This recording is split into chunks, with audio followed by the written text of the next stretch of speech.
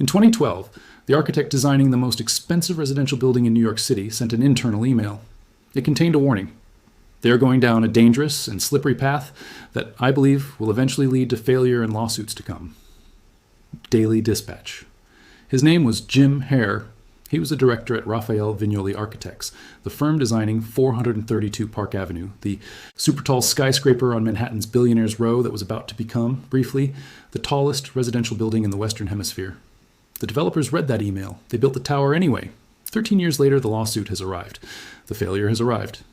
And the people who paid up to $55 million for an apartment in that tower are waking up to something that should not be possible in a building less than a decade old. Thousands of cracks in the facade of a $1 billion skyscraper in Midtown Manhattan. 6 miles of concrete surface, cracking and crumbling and spalling while residents listen to it groan like a ship at sea and pray the elevator makes it to their floor. And the email warning it would happen was written 3 years before the building opened. Stay with me, because the cracks are not the story. The cracks are what you can see. The story is what is happening inside the cracks, what water and wind and a decade of physics are doing to the steel rebar buried inside the concrete columns of a 1,400-foot tower that was built to be beautiful instead of built to last. There's a 2-word phrase that came out of a meeting between the engineers and the developers before a single floor of 432 Park Avenue was built.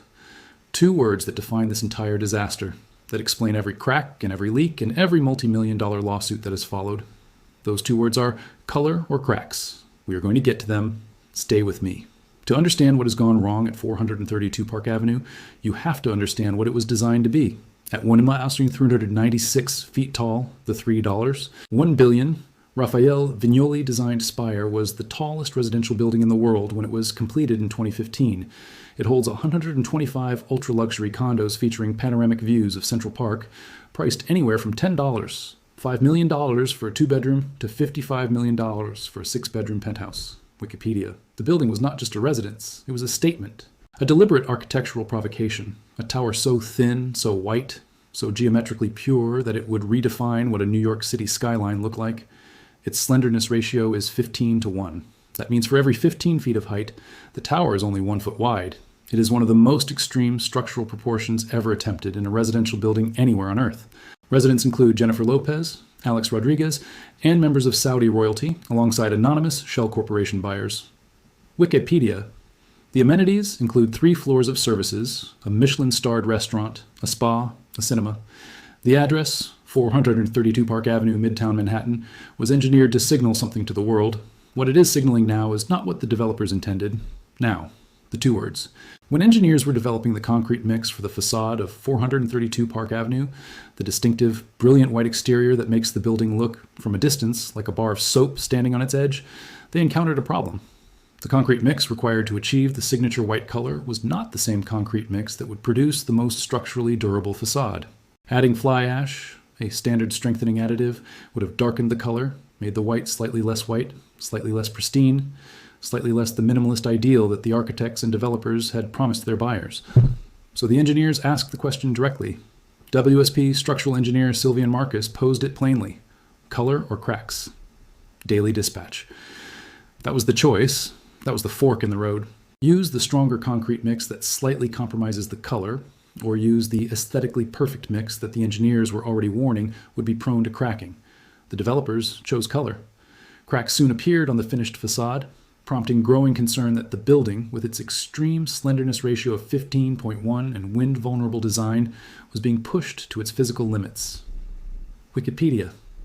They chose color, and in 2012, 3 years before the building opened, 13 years before the lawsuit landed in a Manhattan courtroom, Jim Hare of Raphael Vignoli Architects wrote the email that is now Exhibit A in a $160 million legal case. The warning was in writing, in the files, in the servers of the firms that built this tower. And nobody told the buyers. Here is the detail that should stop you cold.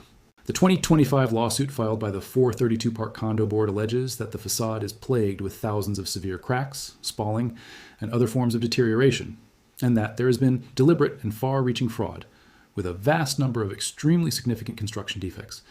CBS News, not negligence, not oversight, not good faith errors in engineering judgment, deliberate and far-reaching. Attorney Terrence Ovid, representing the condo board in its $165 million complaint, stated, "These matters extend beyond negligence into an alleged calculated scheme driven by greed. Wikipedia, a calculated scheme, in a building where someone paid $91 million for 3 apartments above the 90th floor. In a building where a buyer was about to close on a $46, 25 million unit and backed out when a water leak shut down the elevators for weeks.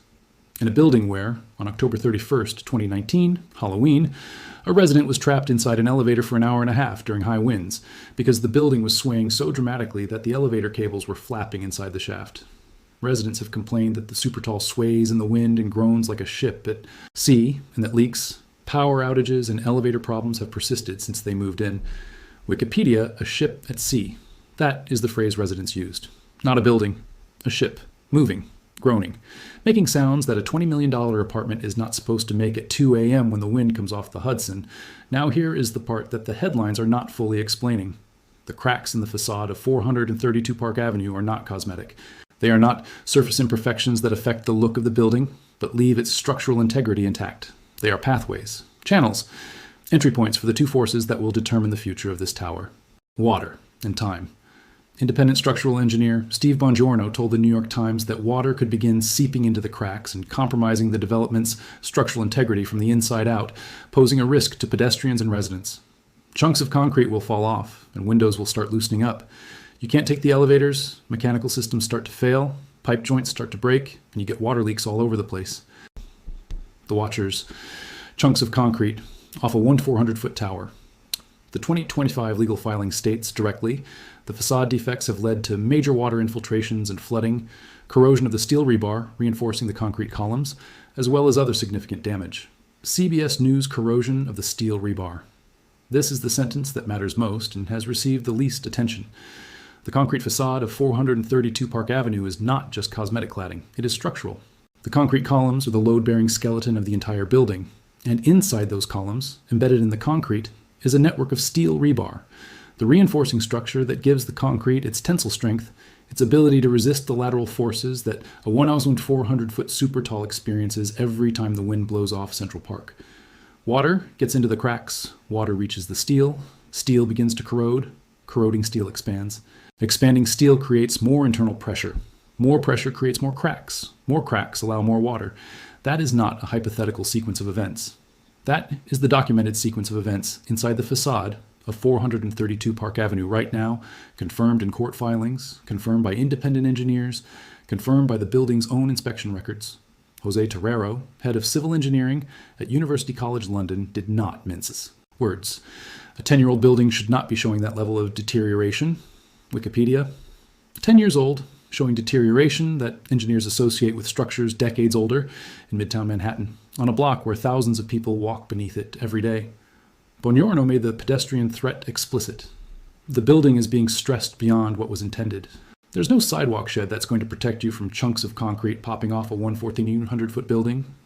CNN, no sidewalk shed. The scaffolding that New York City erects around buildings under repair, the metal tubes and plywood walkways that protect pedestrians from falling debris during normal construction, is designed for work happening at street level or a few floors up. There is no sidewalk shed rated for concrete chunks falling from 1,400 feet. Here is what is not making headlines. This is not the first lawsuit. This is not the first warning.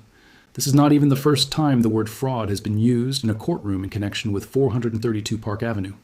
In 2021, owners filed a suit citing over 1,500 defects, from elevator failures to leaks and persistent groaning noises in high winds. Wikipedia, 1,500 defects in one building, filed 4 years before the 2025 lawsuit, before the word fraud entered the legal record, before the facade inspection that showed the exterior walls were safe only with a repair and maintenance program, the classification the New York City Department of Buildings calls SWARP, which means safe right now, but not safe in 5 years without intervention. In 2022, a facade inspection found unsafe conditions and filed an unsafe notification with the Department of Buildings. As required by law, subsequent repairs were made and a new report was filed in February 2023 indicating the facade had been returned to SWARP condition. CNN, unsafe. Then repaired, then SWARP again. The classification that means we fixed it enough to be safe for now, but the underlying problem is still there, and without more intervention, it will be unsafe again. That cycle, unsafe, repair, SWARP, unsafe, repair, SWARP, is the documented history of this building's facade over the past 3 years. And through all of it, through every inspection and every repair and every court filing and every lawyer's letter, the apartments at 432 Park Avenue have continued to be listed for sale. Real estate broker Kian Sanai calls it the Teflon building. People are still purchasing these, he said. Wikipedia.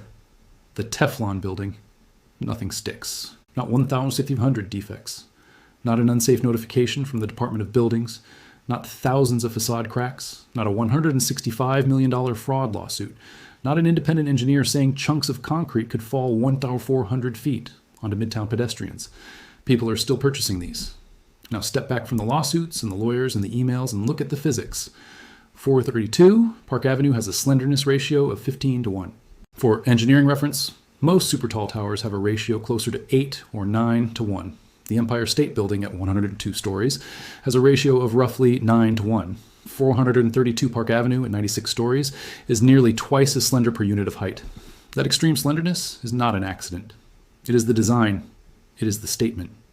The tower was intended to be the thinnest thing standing on the Manhattan skyline. A needle, a pencil, a white line drawn against the sky. The concrete mix required to achieve the desired aesthetic created tension between designers and architects. Despite recommendations to add elements such as fly ash to strengthen the concrete, the builders chose to maintain the pristine color. Wikipedia. At a 15:1 slenderness ratio, the lateral forces acting on the facade, the wind loading on a tower this extreme, are not average. The building was engineered to survive those forces, but it was engineered to survive them, using a concrete mix that the engineers themselves warned was prone to cracking. The building was placed inside forces it was designed to resist, and the material used to resist those forces was selected for how it looked, not for how long it would last. In 2015, when the first residents moved in, the physics began their work, slowly, invisibly. Inside the concrete, at the microscopic level where water finds its way through calcium, silicate crystal structures and freeze-thaw cycles open hairline fractures into channels and channels into cracks. By 2025, 10 years later, the physics had produced their result. Thousands of cracks, visible from the street, documented in court filings, measured by independent engineers, compared by the head of civil engineering at University College London to deterioration that should take decades, not a decade. The physics were always going to win. The only question was when. Here is the human reality on two levels, literally. Above the 80th floor of 432 Park Avenue, the residents are people who spent between $20 million and $55 million on their homes. They are not victims in the conventional sense. They are among the wealthiest people on Earth, but they are living in a building that an independent structural engineer has described as heading toward uninhabitability, where the elevators malfunction when the wind blows, where the groaning sounds in the walls at night are not the building settling, they are the metal partitions shifting as the tower sways. A water leak in November 2018 propelled water into the elevator shafts, shutting them down for weeks, compelling one buyer to back out of purchasing a $46. 25 million unit. Wikipedia. One buyer walked away from $46, 25 million, because of a water leak. Others did not. Others moved in. Others are still there. And 95 stories below them, 1,295 feet below, at the street level of Park Avenue in Midtown Manhattan, are people who have no idea that the tower they walk beneath every day has thousands of cracks in its facade, who have not read the court filings, who have not seen the engineering reports, who are not thinking about concrete chunks falling from 1,400 feet while they walk to Grand Central, while they hail a cab, while they stand at the corner of 56th Street looking at their phone. Independent structural engineer Steve Bongiorno said it plainly. There's no sidewalk shed that's going to protect you from chunks of concrete popping off a 1,400-foot building. CNN. The people in the penthouse paid $55 million for a view and got a lawsuit. The people on the sidewalk paid nothing for the risk and have not been told about it. So ask yourself three questions. In 2012, Jim Herrer of Raphael Vignoli Architects wrote in an internal email that the project was going down a dangerous and slippery path that would eventually lead to failure and lawsuits. That email existed. It was in the files of the firm designing the building. The developers who read it continued construction. The engineers who wrote it continued their work. The building opened in 2015 with $2, $5 billion in initial sales. Buyers were not told about the email. City inspectors were not told about the email. And the failure and the lawsuits that Jim Herr predicted in 2012 arrived in 2025, exactly as predicted. If the warning was in writing in 2012, in the possession of every party now named in a fraud lawsuit, what exactly is the legal definition of deliberate? Daily Dispatch. The most recent facade inspection classified 432 Park Avenue as swamp, safe with a repair and maintenance program. meaning the walls are safe now, but need repairs within 5 years to stay safe. The building received an unsafe notification in 2022, was repaired, and returned to swamp-oo. It is now in swamp again. The repair bill being discussed is $160 million. The building cost $1 billion to construct.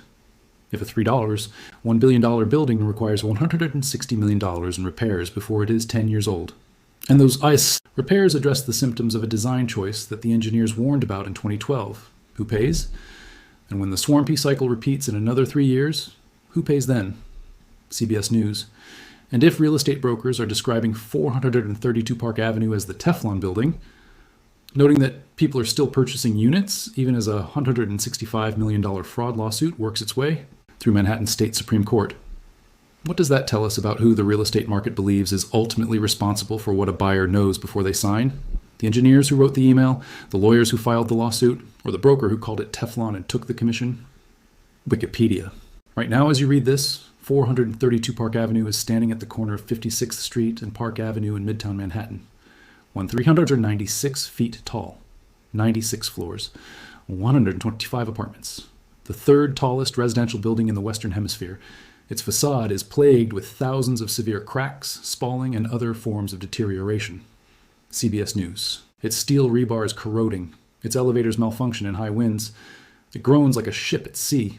An engineer at the firm that designed it wrote in 2012 that they were going down a dangerous and slippery path that would lead to failure and lawsuits. Daily Dispatch.